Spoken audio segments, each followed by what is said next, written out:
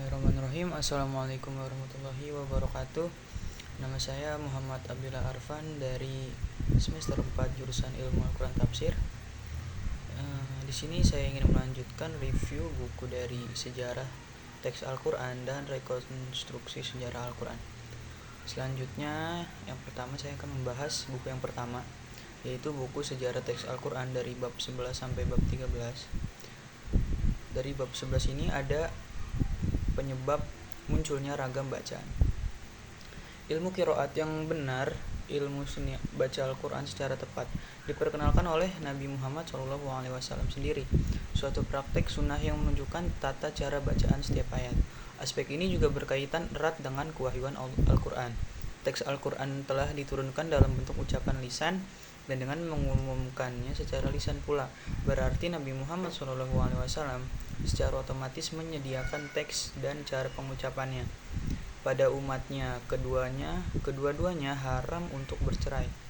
Umar dan Hisham bin Hakim ketika berselisih bacaan tentang sepotong ayat dalam surah Al-Furqan.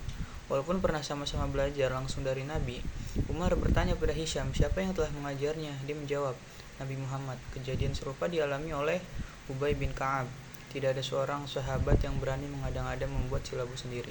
Semua bacaan sekecil apapun merupakan warisan Nabi Muhammad. Kita juga menemukan seorang ahli tata bahasa yang menyatakan bahwa bacaan kata-kata tertentu menurutnya lebih disukai jika mengikuti tata cara aturan bahasa, karena perubahan dalam tanda diakritikal tidak membawa makna yang berarti. Waktu demikian, ilmuwan-ilmuwan tetap memegang teguh sistem bacaan yang diperkenalkan melalui saluran atau sumber yang sah guna menolak usaha mengada-ngada, serta tetap mempertahankan pandangan bahwa qiraat hukumnya sunnah, yang tidak ada seorang pun memiliki wewenang untuk mengubah seenaknya. Ubay bin Ka'ab melaporkan bahwa ketika Nabi berada dekat lokasi Banu Ghifar, malaikat Jibril datang dan berkata, Allah telah menyuruh kamu untuk membaca Al-Quran kepada kaummu dalam satu dialek. Lalu Nabi bersabda, saya mohon ampunan Allah, kaumku tidak mampu untuk itu. Lalu Jibril datang lagi untuk kedua kalinya dan berkata, Allah telah menyuruhmu agar membacakan Al-Quran pada kaummu dalam dua dialek. Lalu Nabi Muhammad menjawab, saya mohon ampunan Allah, kaumku tidak akan mampu melakukannya. Dan Jibril datang ketiga kalinya dan berkata, Allah telah menyuruhmu untuk membacakan Al-Quran pada kaummu dalam tiga dialek. Dan lagi-lagi Nabi Muhammad berkata, saya mohon ampunan Allah, kaumku tidak akan mampu melakukannya. Lalu Jibril datang keempat kalinya dan menyatakan, Allah telah mengizinkanmu membacakan Al-Quran kepada kaummu dalam 7 dialek. Dan dalam dialek apa saja mereka gunakan sah-sah saja. Ubay bin Ka'ab juga melaporkan tidak heran jika para orientalis menolak keterangan yang diberikan oleh pihak muslim dan ingin coba-coba merekayasa teori sendiri. Sebagai kepanjangan upaya membuat Al-Quran edisi kritikal, tujuannya ingin menyoroti variasi bacaan. Pada tahun 1926, Arthur Jeffrey menyepakati bekerja sama dengan Profesor Bergstraesser dalam menyiapkan sebuah arsip materi potongan-potongan ayat Al-Quran agar di suatu masa memungkinkan menulis sejarah perkembangan teks Al-Quran. Dalam pencariannya, dia meneliti kurang lebih 170 jilid. Beberapa sumber masih dapat dipercaya, namun banyak bernilai kelas murahan. Koleksinya tentang varian sampai 300 halaman dalam bentuk cetak mencakup mushaf pribadi yang dihasilkan oleh sekitar 30 orang ilmuwan.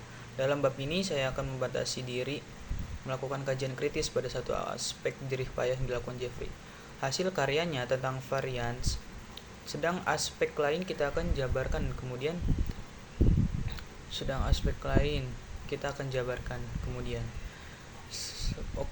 Bab selanjutnya itu ada metode pendidikan muslim.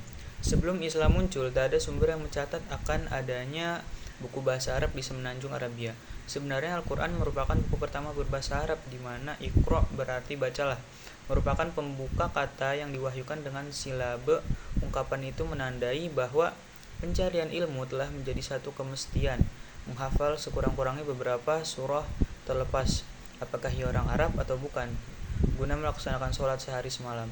Sejarah juga mencatat saat Rasulullah sampai di Madinah, beliau segera memenuhi keperluan ini, mengatur persekolahan dan minta setiap yang berilmu walau masih minim atau balighu anni walau ayah agar menyampaikan pada yang lain. 60 penulis wahyu yang bekerja di bawah pengawasan Nabi Muhammad dijadikan upeti dalam memerangi kejahilan di zaman kekuasaan para khalifah, terutama 3 orang pertama sehingga tahun 35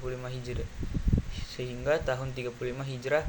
Madinah berfungsi sebagai pusat agama, militer, ekonomi, dan administrasi negara Islam yang pengaruhnya merebak hingga menembus sejak dari Afghanistan ke Tunisia, Turki Selatan hingga Yaman, dan Muscat hingga ke Mesir. Arsip-arsip yang begitu banyak mengenai segi-segi pemerintahan dibangun, dikelompokkan, dan disimpan di Bait al-Qaratis, rumah atau bisa disebut rumah arsip, pada masa pemerintahan Utsman. Ilmu administrasi, hukum keagamaan, strategi politik dan kemiliteran, serta semua hadis Nabi disampaikan pada generasi penerus melalui sistem yang sedemikian unik. Selanjutnya, buku yang kedua dengan tema unifikasi bacaan Al-Quran. Dalam bab lalu telah dikemukakan bahwa salah satu sebab yang melatar belakangi munculnya keragaman bacaan Al-Quran atau variations adalah ketidaksempurnaan aksara Arab, yakni scriptio defectiva yang tidak memiliki tanda-tanda vokal dan titik-titik diakritis pembeda konsonan berlambang sama yang digunakan ketika itu untuk menyalin teks Al-Quran. Sekalipun sudut pandang tradisional menafikan asumsi semacam ini, terdapat pijakan historis yang cukup solid untuk mengedepankannya. Gagasan tentang latar belakang kemunculan variations semacam ini dalam kenyataannya bukanlah hal baru di dalam Islam, sebagaimana dikemukakan Al-Jazairi Ibnu Abi Hashim pernah mengungkapkan pandangan bahwa sebab terjadinya perbedaan bacaan dalam tradisi qiraah 7 dan tradisi bacaan di luarnya adalah bahwa di kawasan-kawasan utama Islam yang memperoleh kiriman salinan mushaf Utsmani telah berdiam para sahabat Nabi yang darinya masyarakat wilayah tersebut mempelajari bacaan Al-Quran, karena salinan-salinan mushaf yang dikirim Utsman ditulis dalam scriptio defectiva. Maka masyarakat di tiap wilayah itu tetap membaca mengikuti bacaan yang mereka pelajari dari para sahabat Nabi, sepanjang bersesuaian dengan teks Utsmani, sementara yang tidak bersesuaian dengannya ditinggalkan. Dari sinilah muncul keragaman bacaan di kalangan qurra dari berbagai wilayah Islam. Beberapa riwayat yang dikemukakan di atas juga berbagai riwayat lainnya dalam kasus ini menunjukkan bahwa perbedaan-perbedaan dalam pembacaan Al-Quran telah eksis di kalangan para sahabat Nabi, karena Al-Quran diwahyukan dalam 7 ahruf. Ini merupakan penjelasan paling sederhana yang bisa dikemukakan di sini. Tetapi sejumlah besar sarjana muslim selama berabad-abad telah berupaya menjelaskan apa yang dimaksud dengan ungkapan sab'ah ahruf dalam riwayat-riwayat tersebut. Abu Hatim Muhammad bin Habban Al-Busti wafat pada tahun 354 Hijriah misalnya telah mengumpulkan antara 35 hingga 40 macam penjelasan tentangnya yang dapat ditemukan dalam berbagai buku. Abu Syamah sekitar 650 Hijriah bahkan menulis sebuah buku khusus tentang berbagai penjelasan 7 ahruf sebagai tersebut. Namun sebagian besar penjelasan ini tidak memiliki signifikansi yang nyata, bahkan terlihat berseberangan dengan kata-kata aktual yang ada di dalam berbagai hadis.